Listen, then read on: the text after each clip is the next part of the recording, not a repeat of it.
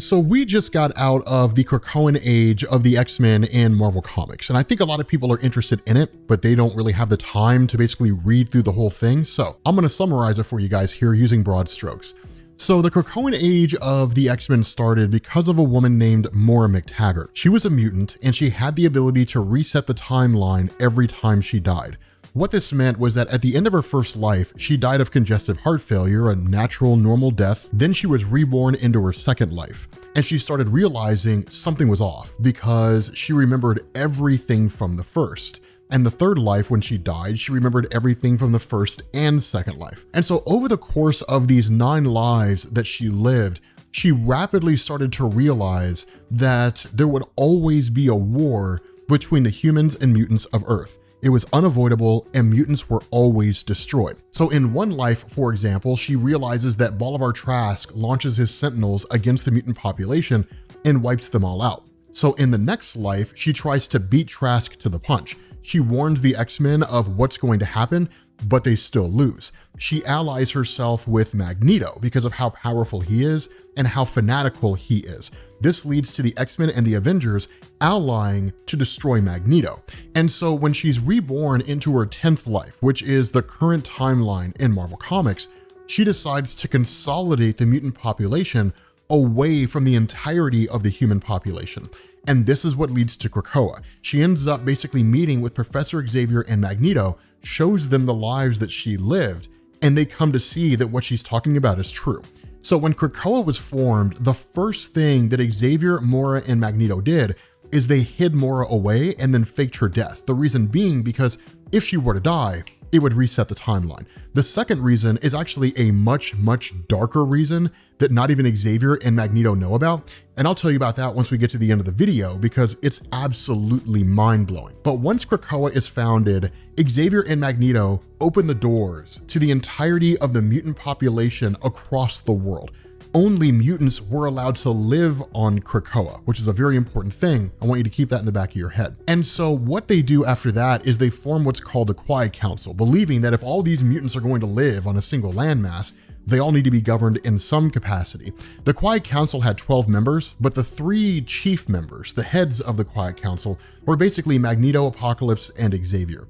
And so following that, they formed what was called the Resurrection Protocols. Basically, any mutant that dies can now be resurrected from the dead. And what they would do is they would constantly back up their brains to a computer. So when they were resurrected, they would remember everything up to the moment of their death.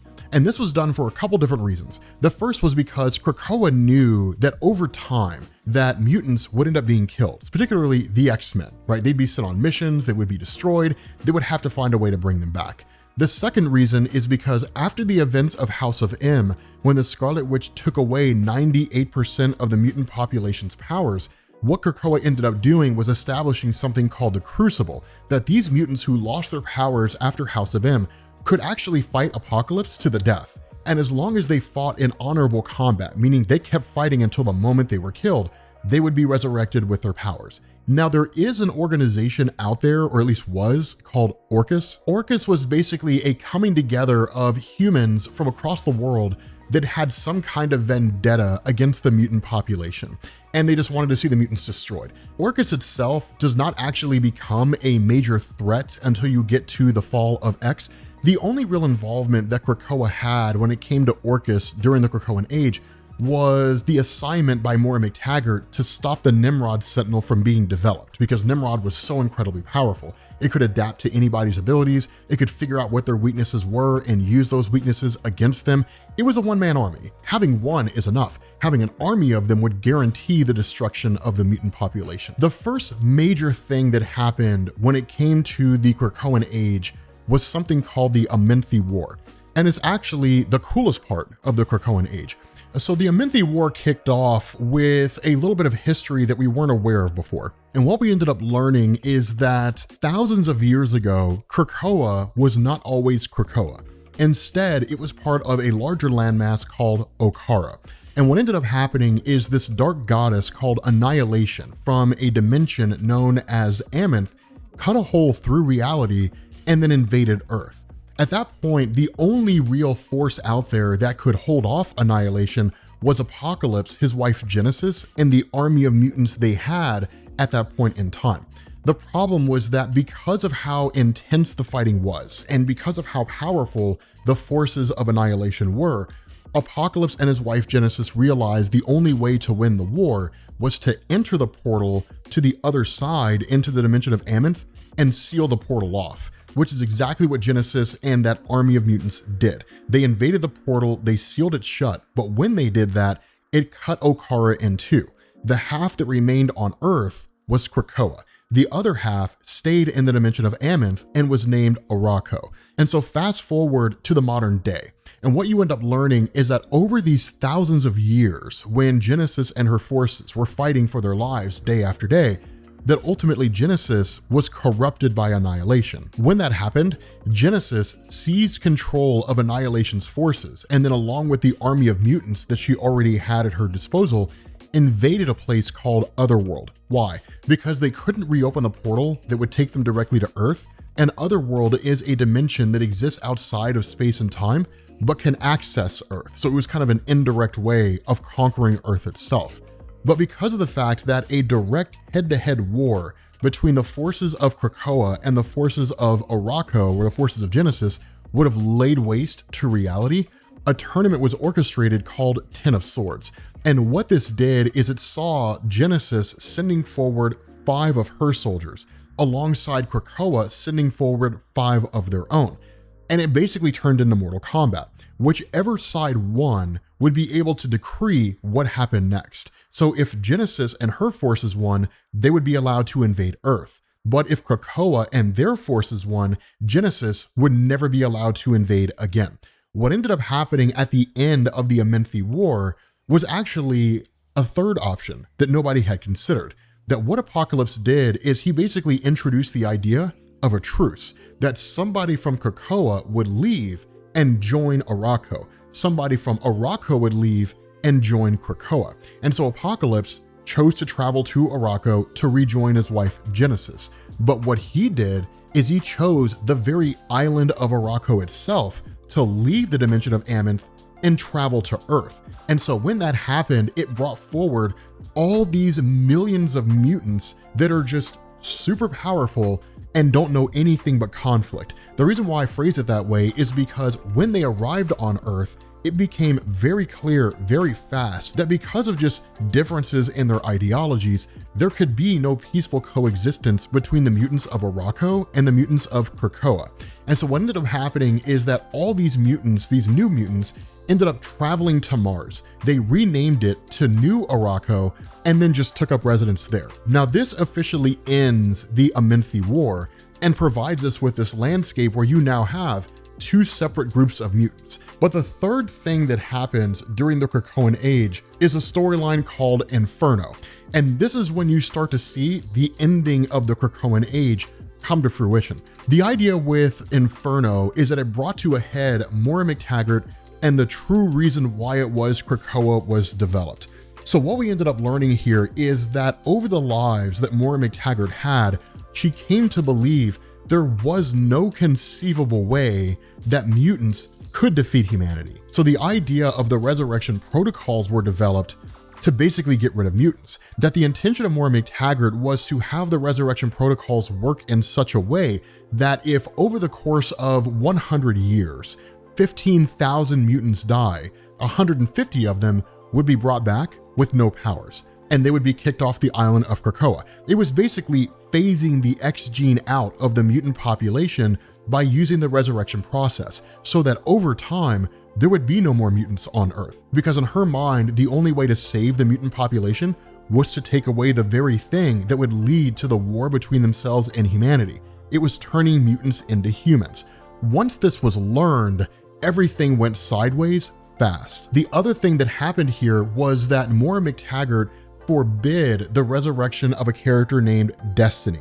This was important because Destiny was a mutant that had the ability to see the future. And as soon as Destiny arrived onto the scene, she would have immediately told everybody, this chick's nefarious and she wants to wipe us all out. But what ended up happening is that Destiny's lover Mystique resurrected her in secret. And that's where Inferno officially kicks off. Because once this goes down, Destiny and Mystique basically try to kill Moira McTaggert.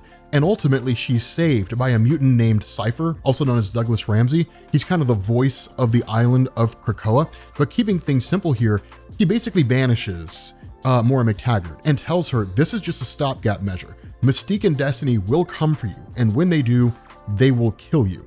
And so that's exactly what happens. Eventually, Moira McTaggert's killed. But what she had done before her death is she had backed up her consciousness to basically a machine body. That machine activated and started calling itself Moira X. Why does that matter? Well, now we bring in Orchis, and this is the official takedown of the X-Men and the start of Fall of X. So what ends up happening is Moira X, knowing everything that Moira McTaggert knew, travels and joins Orchis, and she gives them all the information they would ever need to launch an attack against the mutant population. She gives them Krakoa's defense capabilities, its power structures, its power hierarchies, what people's patrols are, the whole 9 yards. And so the official start of Fall of X and Orchis's attack against the mutant population happens during what's called the Hellfire Gala. And the Hellfire Gala was the one time out of the year when Krakoa opened its doors not just to mutants, but to anybody who was out there, humans and so on and so forth. For the most part, it was just like government dignitaries who would show up. You'd get back alley deals and different things like that, and you would see superheroes, the Fantastic Four, the Avengers, different things along those lines. In the midst of the Hellfire Gala, when everybody's guard is down, Orchis attacks. They initially send in Nimrod, who basically wipes out Iceman, Jean Grey, and Juggernaut. And then all these gates that are used for travel in and out of Krakoa all activate, and all these soldiers of Orchis come pouring in, guns blazing. They're killing everything in sight. Now, this is one of the things that we left out, and I wanted to explain it at this point in time. In the very early founding of Krakoa, as a way to basically get different countries to recognize Krakoa as a sovereign nation, what Krakoa did is they developed different medicines that could cure any mental illness like schizophrenia or dementia, Alzheimer's, as well as medicines that could prolong a person's life. These medicines were given out only to countries that allowed the mutants in their countries to leave and join Krakoa. What Orchis did is they claimed to have basically put a kill switch in those medicines, and that if that kill switch is activated, any human that had taken the Krakoan medicines would be killed. And what it would look like is the X-Men were secretly trying to wipe humans out. In order to keep that from happening, Xavier was given a choice. Either he forces the mutants of Krakoa to walk through the gates off Earth to wherever it is that it takes them, or the kill switches will be activated. And so Xavier forces the mutants to leave. Now that goes into this whole great big huge situation where they end up in a place called the White Hot Room. The easiest way to explain this is that these, however many mutants, 200 and something thousand mutants, left Krakoa and just ended up in a place beyond all space and time. The idea was that when the war came, there'd be like 250,000 mutants waiting in the wings for the chance to attack. The next thing Orchis did is they took Cyclops, and they basically used him as a kind of puppet in a kangaroo court, that by putting him on trial, they were metaphorically putting the mutant race on trial, and he was supposed to be publicly executed. The big turn in everything came to a head when we ended up learning that when Orchis had created the Nimrod Sentinel, that Nimrod had become self-aware, that what it started doing was developing something called Sentinel City. Effectively, this just giant orbital platform that was manufacturing Sentinels at an exponential rate with the intention of sending them to Earth and wiping out both humans and mutants. And so over the course of the Fall of X, Orchis in the traditional sense, which is to say the organization that was founded and led by humans, was defeated, and the story ultimately turned into the mutant population fighting AI. This led to Magneto alongside his daughter Polaris working alongside Storm to literally overload the entirety of Sentinel City, blowing the thing to smithereens and essentially defeating the Sentinels, which led to the ending of the Krakoan Age. Truth to tell, if I'm being quite honest with you guys, Marvel rushed the ending of Fall of X, of the ending of the Krakoan Age. The buildup was awesome. What it basically turned into was, oh no, Orchis attacked us. I guess we can't live here anymore. And then they just went to go live in upstate New York. That's literally how it ended. A lot of people were really upset about how it was handled. Again, we're leaving out a lot of the finer details here, but let me know if you guys are interested in these just kind of general summaries of like major expansive story arcs that happen over the course of comic books. But let me know what you guys think down in the comment section. Thank you all for watching, and I will catch you all later. Peace.